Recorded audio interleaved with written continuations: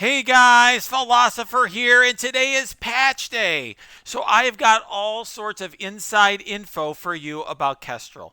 And let me just tell you something about Kestrel. This is a transformative character for Marvel Strike Force. This is their MSF original character, and I will just tell you right now. And I'll give you the bottom line is this character. I'm not sure if she is better than Silver Surfer, but she's certainly in the same league as Silver Surfer. So, sort of like debating whether you want to have Michael Jordan or LeBron James on your basketball team. If you can, you want both, right? So everybody's going to want Kestrel. Everyone's going to want to max Kestrel. And what I'm going to do is not only show you some gameplay with Kestrel today and walk through the kit, but I'm going to provide you a lot of analysis of how this character is going to fit into the meta, and I'm going to give you some insights that the devs gave me. I had a chance to ask questions of the devs yesterday and get lots of feedback and info from them. I'm going to give you all that today. We're going to march right through it. And so let's just start by looking at this character in action, and I'll tell you a little bit about her while we do that. This is footage. I actually saw this footage like this being created. It's using their sort of in-game system. But the long and short of it is, there's Kestrel there at the top. The long and short of it is this, guys. This Kestrel character is essentially a gift to the community. They are going to make this character available in an event campaign on May 8th. That means if you are free to play, save your cores. Save your cores now. You are going to get a top 5 overall character for free in the event campaign. And if you do the 50 core refreshes, that means that you're going to be able to get a 4-star Kestrel. If you do the 100 core refreshes, you'll likely have a 5-star Kestrel for free. Total gift to new players, to free-to-play players, etc. The character is really, really powerful. And what I think about this character is essentially you are going to have a character that is going to transform Doom Raids, is going to have a massive impact on Alliance War, is going to be this sort of plug-and-play type character like Silver Surfer in Doom that is just going to fit into teams and transform them. And so now, we used to have everything so cookie cutter, right? Where you'd know what the counters were and what the teams are. Now, the devs really have listened to us and our feedback because a lot of players wanted something other than cookie cutter teams. So they've made characters like Kestrel that you can literally plop her into any team. We'll see in a minute that this character is not tied to shield like we anticipated given the logo on her arm. She's not tied to anything really. You can just plug her into any team, and she's going to be insanely awesome. So you've gotten, I think, a good sense of this character. Her plus Surfer and Nick Fury and so forth, they're going to roll the Marauders here. That probably won't surprise you, but essentially what you're seeing here is she's one of the top characters in the game, also one of the top damagers in the game. So let's get to talking about her kit and all the analysis and the stuff from the devs. All right, guys. So first of all, let's look at her traits. This is first thing that's going to jump out at you. She's tech and skill. This is the second ever dual origin character. So basically, like Doctor Doom, you're going to be able to use her in 2 separate parts of the skill raid or the Doom raid, the skill section, and which we're going to talk about in the future. I asked the devs a lot of questions about how she'll perform in skill portion of the Doom raid. But then your investment in one character will help you in 2 different parts of the Doom raid, so hugely helpful there. The fact that she's tech is great because we haven't had a good tech character in a while, so it gives you something to use all that saved up tech gear on. And like I said, no tags, so she really is a plug-and-play character. Let's look at her basic. Her basic attacks the primary target for 370% damage and applies defense down for 2 turns. Then it changed to one target for 310% damage and applies defense down for 2 turns.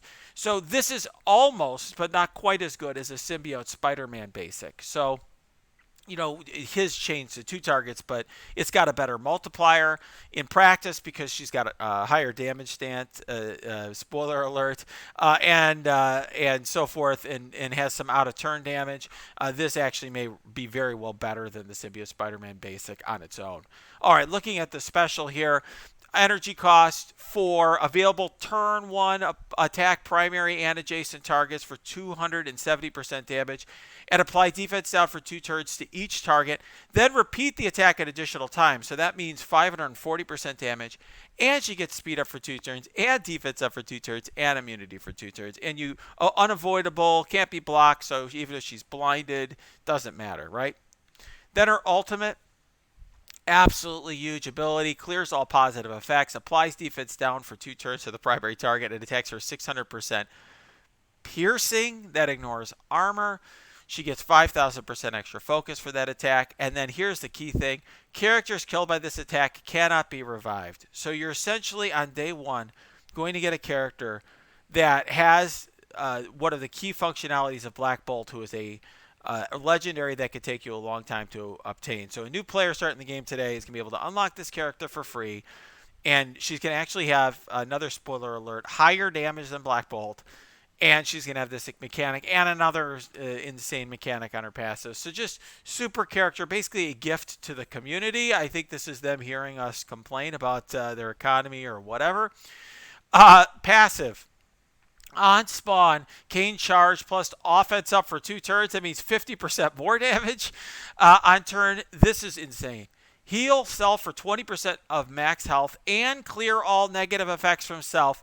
And for every negative effect she removes, she heals herself for 5%. So what does this mean? Well, now, unlike Surfer, she's not going to heal herself on any enemy, on any turn, ally or enemy. So all the Doombot turns aren't going to heal her or whatever. But this is still super powerful. I mean, super sustain for Rage, super sustain for Dark Dimension. Clearing all negative effects is amazing. And you don't have to, for Surfer, you have to use the basic to get them off of you, whereas here it just happens. And then this is like a Deadpool-like ability, right, where she's healing herself with the negative effects. Just super powerful. It also means, by the way, she'll have some great synergy with Scientist Supreme, which we'll talk about a little bit later, because Scientist Supreme will debuff her. And then on turn, if charged, an enemy is attempted to summon or clone this match, clear charge. So this goes with the bottom here. So this is a unique mechanic. First time in Marvel Strike Force, we have an anti-cloning and anti-summon mechanic. Other than, I guess, Black Bolt had a tiny amount of an anti-summon. But this blocks summoning and cloning. While this character is charged, enemies cannot summon or clone. Absolutely huge.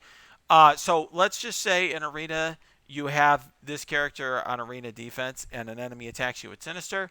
They cannot clone with Sinister until, so they could try it, or they have to have somebody else summon. Like, let's say they have Doom on their team. Doom tries to summon a Doombot. He will fail. Then when Kestrel has her turn, then she'll clear her charge.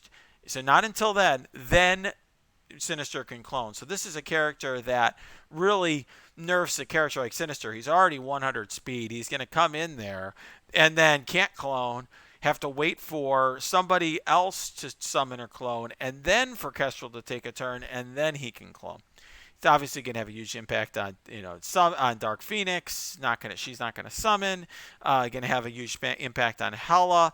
And essentially, I asked the devs, how is this going to interact with Hela? I have not gotten a 100% firm answer, but what the dev thought was correct when I asked him, and he's trying to check on it, but I don't have 100% confirmation, is that Hela's going to spawn with Greg, but then, assuming that Kestrel's there and is charged, when Greg dies, she will not be able to resummon Greg. That's it. That's very powerful. Really nerfs Hela against Kestrel. All right, let's look at the rest of this here.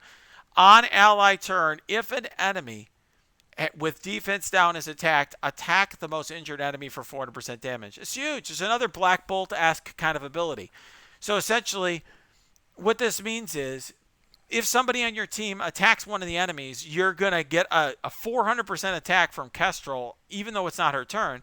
And the reason why I'm saying when they attack an enemy is because Kestrel's putting defense down all over the place. So as a practical matter, you'll be able to control which enemies your team is attacking. And then, you'll be able to get that out of turn damage. Obviously, though, more powerful when you control the team rather than when the AI does. Gain 20% max health if at least one ally is Cosmic or Nick Fury. Gain 20% additional max health. So a little bit of minor synergy with Nick Fury, who they're giving 40% max health. I'll explain to you. I asked the devs specifically, like, what are they trying to do there? And she explained, I don't think as a practical matter you'll be running her with Nick Fury. If you have a full roster, you'll probably run her with one cosmic ally at least somewhere. But this is a nice boost for her as well. And then let's look at her stats. Her stats are ridiculous. By the way, guys, want to plug MSF.gg. Went there to look at their stat tables. Got the stats from the devs. She is second in health between Doom and Black Bolt. Second in damage between Doom and Black Bolt. Higher damage, higher health than Black Bolt. You could literally get her from an event campaign. Power creep is here, ladies and gentlemen. Armor, second between Doom and Dark Phoenix. Focus, fifth between Emma Frost and Silver Surfer. Resistance, ninth between Rescue and Scientist Supreme. And then Speed, tied for 13th. 125, one below Silver Surfer. Ridiculous, ridiculous, ridiculous. This is an OP character. Maybe she's better than Surfer, maybe she's not, but the bottom line is she's part of the conversation, right? Huge top tier character. All right, now, guys, let me go to the insights from the devs. I had an opportunity yesterday to be on a Zoom session with a couple of the devs, with other envoys, and ask them a lot of questions. Okay, I'm a lawyer, so asked questions like crazy. And here are some of the insights that I got from them. They wanted her to be a quote plug and play character like Silver Surfer. They did not want her to be tied to any particular team. That might change eventually. I don't know, but that's their view right now. So we'll have a few in the game, like I said earlier. Obviously, as we discussed, very strong against Phoenix and Hela. The dev said against an uncanny team, Phoenix just won't spawn, and that'll be it. You essentially, or Dark, you won't get Dark Phoenix. And then Hela, I already discussed how she works and interacts with Hela. And then the dev said they intend her to be used in the skill nodes of the Doom Raid. And I will tell you guys, look, I'm in Pants of Hulk, and we do 100% Doom every day. And even in my alliance, everybody's complaining about the skill nodes. Everyone's saying it's like, one of my alliance mates said it was like hitting the enemy with Nerf bats or foam bats or something. And yeah, you just don't have enough damage. Well, this character is intended by the devs to solve that problem. All right. And then, so very interesting, right? So you're basically, they want you to bring her up, and this is going to help us get through these Doom raids so we can get Silver Surfer shards and Blue ISO. All right. Fury is partially flavor and, quote, a bit of a boost for Fury in skill raids. Because I'm like, why? This is their answer to my question. I'm like, why Nick Fury? What's up with that? Are you expect us to really run Fury? My 7 red star Nick Fury sits on the bench. They're like, well, he's been power crept. But we think, the devs believe that you will run or be able to run Kestrel plus Nick Fury plus 3 others in the skill nodes of the Doom Raid and be successful. I'm skeptical of that. I think you're going to run Kestrel for sure, but I'm very skeptical of whether or not Nick Fury is going to make the team, because you're going to want to have Red Guardian and Night Nurse. And then that only leaves 2 other spots if you bring Kestrel. And I would think, let's say, Zemo and Taskmaster would be better, but we'll see. Then he said a very interesting comment. He said they realize that skill nodes in the Doom raids are very difficult right now, and maybe more difficult than they should be. And, quote, this is a direct quote from the dev, we want to release teams that fit into other holes in the Doom raid. That tells me there's going to be skill, a skill rating team, a tech rating team, a mystic rating team at some point in the upcoming months, which I guess we all expected anyways. According to the dev, she works really great with Healer ISO, because he claimed that ability that she gets on her turn will be boosted by Healer ISO. He also confirmed that she'll work great with Scientist Supreme with the debuffs, like where Scientist Supreme debuffs her, and then that's going to be turned into healing by her. And he said that he viewed her as a war offense character in war, because she's going to be much better when the AI is controlled, and you can attack characters to make sure they don't revive, and focus on the defense down characters and so forth. All right, so what is my view on this? I believe she will immediately be a top 5 overall character in the game. You should immediately upgrade her as high as you can. I think she's likely going to be strong in DD3 and DD4, although I won't upgrade my infographics, until I have had a chance to do some testing. She is dual origin, tech, and skill, which makes her twice as valuable in the Doom Raid. We've already discussed that. If you are working through the Doom Raids, I think she's a must upgrade for Doom Raid. I think she's going to have a massive impact on war offense. I think basically now the question is going to be, where do we use our Kestrel? Just like last patch was, where do you use your Surfer? She'll probably be war offense, and she's probably going to be used to boost up a team that otherwise wouldn't have a shot, to give us another powerful war offense team, something like that. But it remains to be seen. It's going to depend a little bit on the interaction with Heroes for Hire, which I believe will totally transform War, and you can check out that video as well where I analyze that. I do think she's going to be useful in Arena, especially versus Sinister, right? She's basically going to make Sinister worthless. He's already been slowed down in power creep, but this is going to make him even more so. And then ability to prevent the summon, I think, will have lasting value. What I mean here is, right now her stats are ridiculous. But this is a character I think that's going to have a long shelf life. In other words, right now Black Bolt is power crept, but he still has value because he doesn't prevents revives, right? And because he has that ping, and he does better against villain tech. To me, preventing the summon is a unique ability that's going to just have lasting value in the game. And then I think it's going to certainly have some synergy with Cosmic teams. I could see her being run, whether it's with X Factor or with an Inhuman hybrid. I could see that. But the one thing I will just say, as I heard a lot of people saying, oh, this is clearly the character you need to beat Heroes for Hire, once they saw the Colleen Wing kit. Hint, hint, you're going to have to watch my Heroes for Hire analysis, but Kestrel is not just going to blow through the Heroes for Hire, and neither is Black Bolt. Not that simple at all. In fact, I don't even think that they're necessarily the best counters. So, she's just a great character overall. I view her like impact level of Silver Surfer on the game, totally transforming the meta. Personally, that's exciting to me, and I think this is great for new players and for free-to-play players, so I'm really happy about it. Alright guys, if you like this video, press that like button, subscribe to this channel, and please guys, check out all my other analysis videos from today. They're all in my channel right now, and then later today, I'm going to be, as soon as the patch hits, I will be, and as soon as these videos are up, I will be on Twitch stream, which is linked below, and I'll be on my Discord answering questions and anything that I didn't cover in these videos. All right.